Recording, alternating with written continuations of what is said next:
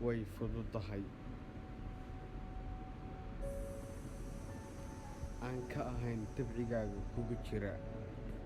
Shay kastaaba waa macquul haddii aad aaminto. Maskaxdaaduna laba ayay ku shaqaysaa: dhinac togan iyo dhinac gurracan. Haddii aad shay kasta ka dhigato gurrac, noloshu waxay kugu noqonaysaa mid adag oo raf badan. Balse haddii aad shay walba ka eegto dhinaca toosan,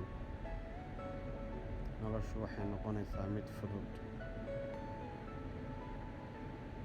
Dabcan way jiraan in qofku uu shaqeeyo saacado badan, laakiin maskaxda kama shaqeyn, keliya jidhka uunbaa shaqeeyey. Midna xasuusnow, qofka haddii uu siduu doono u isticmaalo maskaxda, lagama yaabo inuu hal GB ka isticmaalo maskaxdiisa. Taasina waa xigmad Alle uu ku manaystay maskaxdeena. Qof walba ikhtiyaar ayuu leeyahay, ama ikhtiyaar ayaad leedahay. Keliya noloshaada qurxiso. Maalmo adag way ku soo marayaan, laakiin maaha kuwa kula joogaya abidkaa.